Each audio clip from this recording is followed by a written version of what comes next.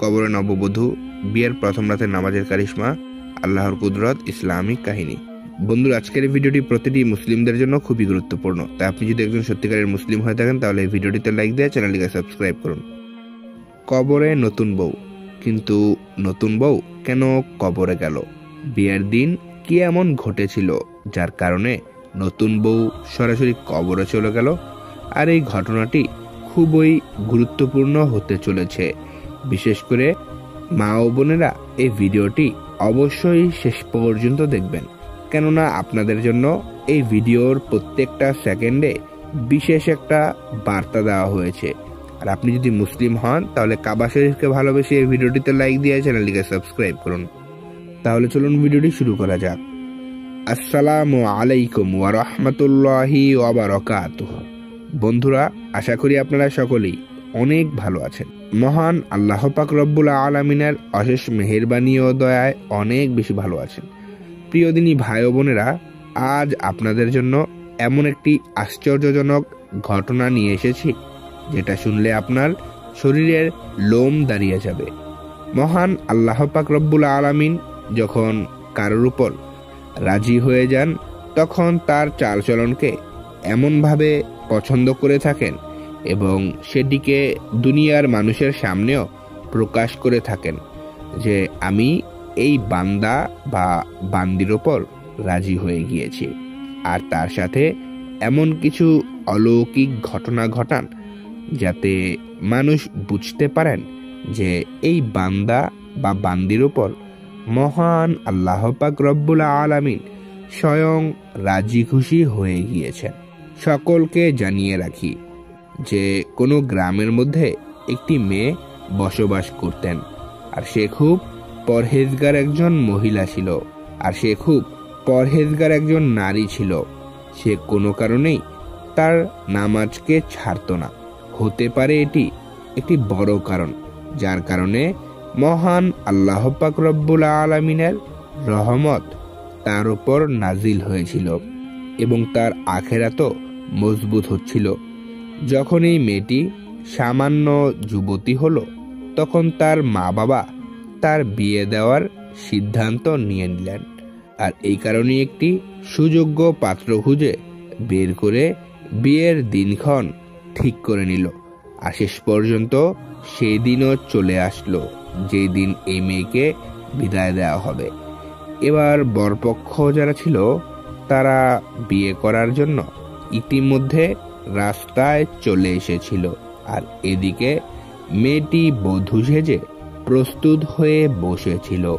তখনই হঠাৎ করে নামাজের ওয়াক্ত চলে আসলো। আমরা সকলেই জানি যে কোনো অবস্থাতেই থাকি না কেন, যে কোনো সমস্যাতেই পড়ি না কেন, সব অবস্থাতেই নামাজ পড়তেই হবে, কেননা নামাজ মুমিনদের উপর ফরজ। নামাজকে যে ছেড়ে দেয় তাকে কখনো মাফ করা হবে না। আর কিয়ামতের দিন যে বিষয় নিয়ে সর্বপ্রথম প্রশ্ন করা হবে সেটি হলো নামাজ। এবার এই যে মেয়েটি ছিল সে খুবই পরহেজগার ছিল।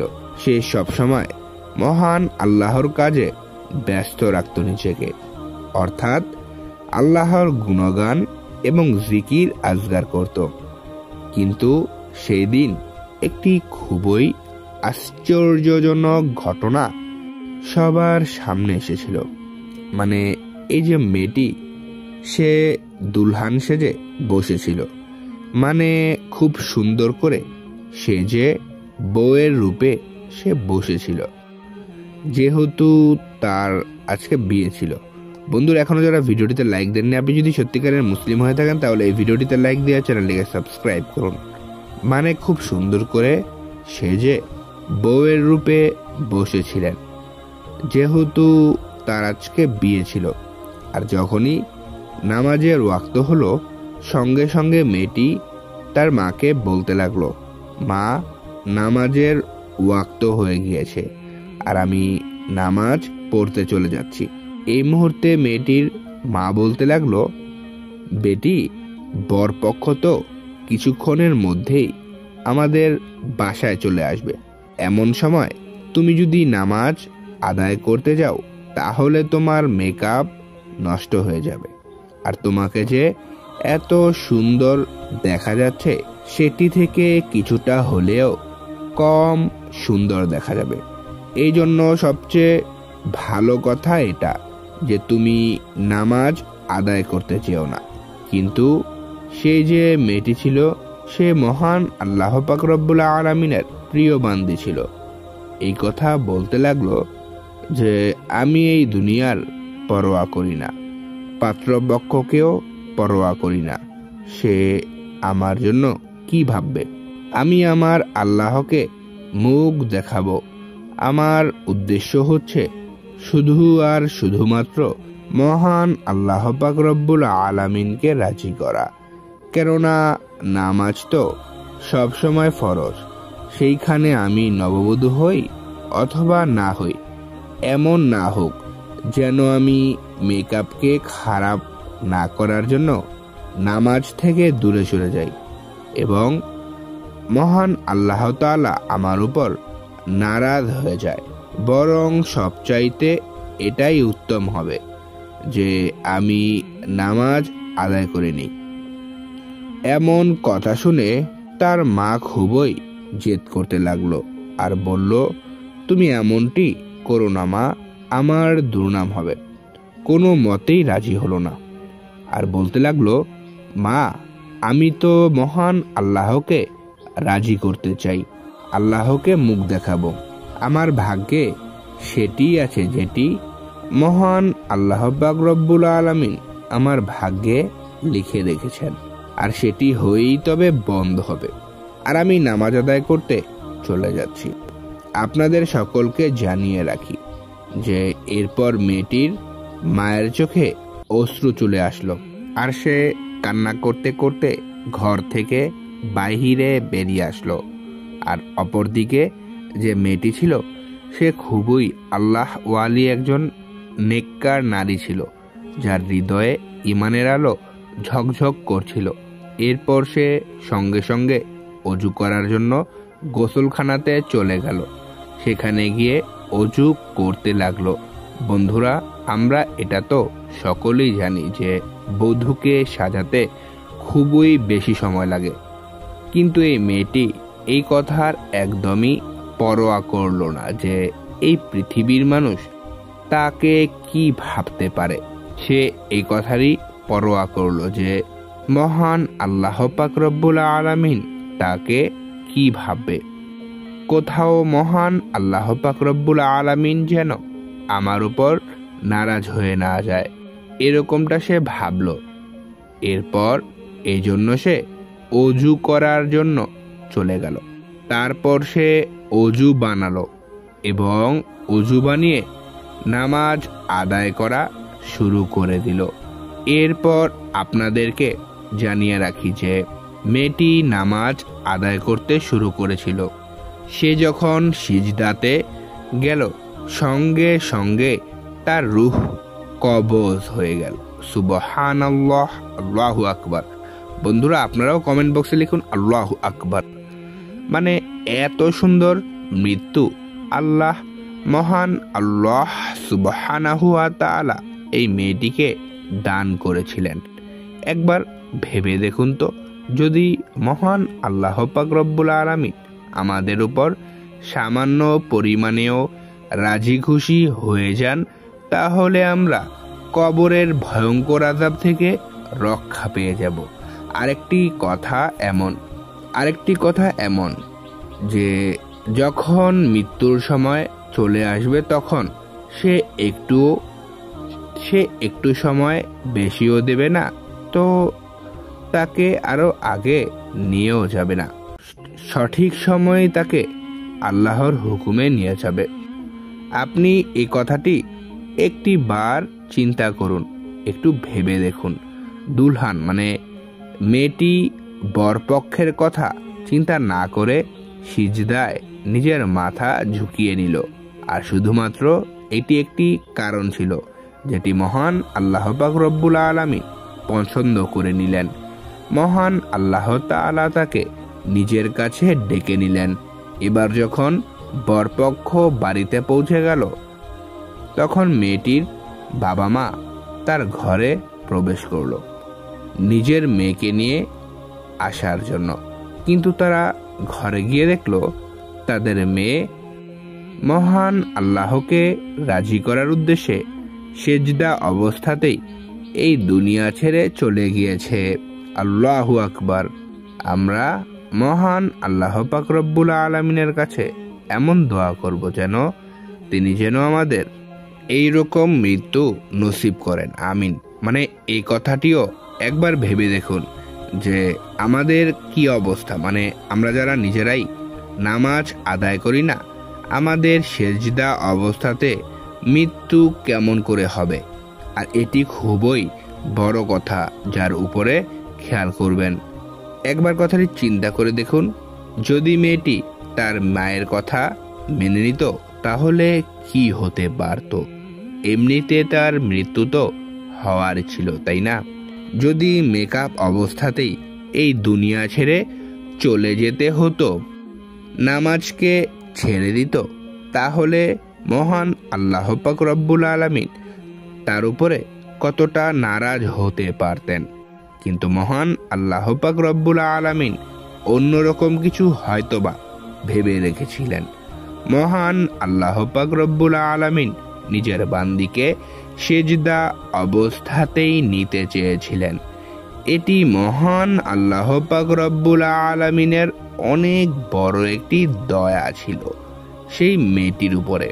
আর মহান আল্লাহ পাক রব্বুল আলামিনের অনেক বড় একটি কারিশমারও দেখা মিলল।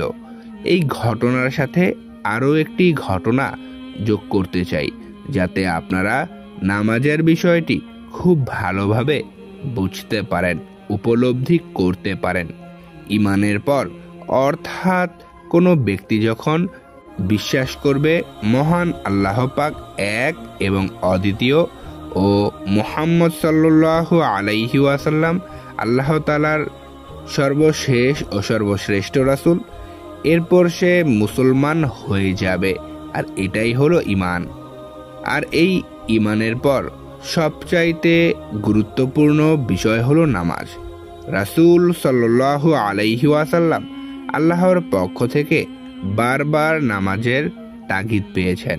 মহান আল্লাহ তাআলা কুরআনের বিভিন্ন জায়গায় সরাসরি ৮২ বার নামাজের কথা উল্লেখ করে নামাজের গুরুত্ব তুলে ধরেছেন। তাই প্রিয় নবী সাল্লাল্লাহু আলাইহি ওয়াসাল্লাম ঈমানের পর নামাজকে স্থান দিয়েছেন। নামাজের গুরুত্ব সম্পর্কে তিনি সাহাবা একরামদের সামনে অসংখ্য হাদিস বর্ণনা করেছেন। সুবহানাল্লাহ। তার মধ্যে একটি হলো হযরত আব্দুল্লাহ ইবনে মাসউদ রাদিয়াল্লাহু তাআলা আনহু হতে বর্ণিত।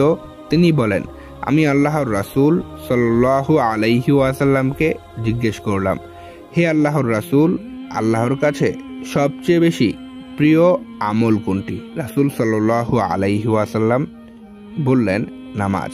আর এই হাদিসটি রয়েছে সহিহ বুখারী এবং সহিহ মুসলিমে। উল্লেখিত হাদিসটি, এই হাদিসের মধ্য দিয়ে রাসূল সাল্লাল্লাহু আলাইহি ওয়াসাল্লাম নামাজের গুরুত্ব বুঝিয়েছেন এবং এই হাদিসের পরে আলেমগণ ঈমানের পরে নামাজকে সবচাইতে বেশি গুরুত্বপূর্ণ মনে করেন। রাসূল সাল্লাল্লাহু আলাইহি ওয়াসাল্লাম ইরশাদ করেন যে আল্লাহ তাআলা মনোনীত সর্বোত্তম আমল হলো নামাজ। অতএব যে বেশি বেশি নামাজ পড়তে সক্ষম সে যেন বেশি করে সালাত আদায় করে। প্রিয় নবী সাল্লাল্লাহু আলাইহি ওয়াসাল্লাম নামাজের গুরুত্ব বোঝাতে হাদিসের মাধ্যমে একটি উপমা প্রদান করেছেন। হযরত আদম আবুজর ইবনে রাদিয়াল্লাহু তাআলা আনহু বর্ণনা করেন যে নবী করিম সাল্লাল্লাহু আলাইহি ওয়াসাল্লাম একসময় শীতকালে তাশরিফ আনলেন। তখন গাছের পাতা ঝরার মৌসুম ছিল। রাসূল সাল্লাল্লাহু আলাইহি ওয়াসাল্লাম গাছের একটি ডাল হাত দিয়ে ধরলেন, ফলে তার পাতা আরও বেশি ঝরতে লাগলো। রাসূল সাল্লাল্লাহু আলাইহি ওয়াসাল্লাম বললেন, হে আবুজর। আমি বললাম, হে আল্লাহর রাসূল, আমি উপস্থিত।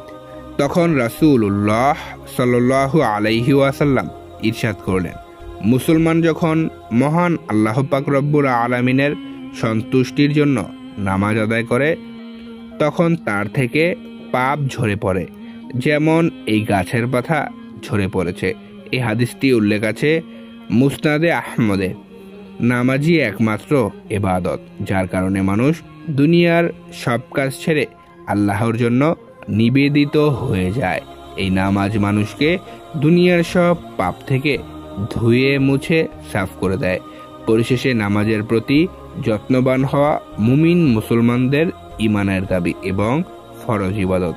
নামাজি ব্যক্তি হলো সফল, যার সুস্পষ্ট বর্ণনা দিয়েছেন প্রিয় নবী সাল্লাল্লাহু আলাইহি ওয়াসাল্লাম। তিনি বলেন, যে ব্যক্তি নামাজের প্রতি যত্নবান হবে, কিয়ামতের দিন ওই নামাজ তার জন্য নূর হবে এবং হিসাবের সময় নামাজ কারো জন্য দলিল হবে এবং নামাজ তার জন্য নাজাতের কারণ হবে। পক্ষান্তরে যে ব্যক্তি নামাজের প্রতি যত্নবান হবে না, কিয়ামতের দিন নামাজ তার জন্য নূর এবং দলিল হবে না, তার জন্য নাজাতের কোনো সনদ থাকবে না, বরং ফেরাউন হামানদের সাথে হাসর হবে। নাউজুবিল্লাহ। মহান আল্লাহ পাক রব্বুল আলামিন মুসলিম উম্মাহকে সহি তরিকায় সঠিক সময় নির্ধারিত নিয়মে নামাজ আদায় করার তৌফিক দান করুক। ফরজ নামাজ আদায়ের পাশাপাশি নফল নামাজ আদায়ের তৌফিক দান করুন, আমিন। তো বন্ধুরা, আপনাদের সকলকে জানিয়ে রাখছি যে কাহিনীটি, যে স্টোরিটি, যে ঘটনাটি আপনাদের সকলকে শেয়ার করলাম, এটি একটি শিক্ষণীয় বিষয় হিসেবে শুনিয়েছি। আমার জানা নেই এই কাহিনী সত্য নাকি বানানো। আমি এই কাহিনীটি অনেকবার শুনেছি, আর এই জন্য আমার মনে হলো যে আপনাদের সঙ্গে এই ঘটনার সত্যতা নিয়ে সন্দিহান হলেও এই কাহিনীটি শেয়ার করা উচিত, কারণ যেহেতু এই ঘটনায় অনেক শিক্ষা রয়েছে, তাই আমি এই ঘটনাটি আপনাদের সঙ্গে শেয়ার করলাম। তাই এটিকে শুধুমাত্র একটি শিক্ষণীয় ঘটনা হিসেবেই ধরে নিন। আপনিও নামাজ আদায় করতে শুরু করুন। আমরা আশা করছি যে আপনি আমাদের কথা অবশ্যই বুঝতে পেরেছেন। তো বন্ধুরা, ভিডিওটি এ পর্যন্তই ছিল। ভিডিওটি কেমন লাগলো অবশ্যই কমেন্ট করে জানাবেন। আর ভিডিওটি ভালো লেগে থাকলে দয়া করে এই ভিডিওটিতে লাইক দিয়ে চ্যানেলটিকে সাবস্ক্রাইব করুন। ইনশাআল্লাহ সুম্মা ইনশাআল্লাহ দেখা হবে নতুন কোনো ভিডিওতে। আজকের মতো এখানেই বিদায় নিচ্ছি। আল্লাহ হাফেজ।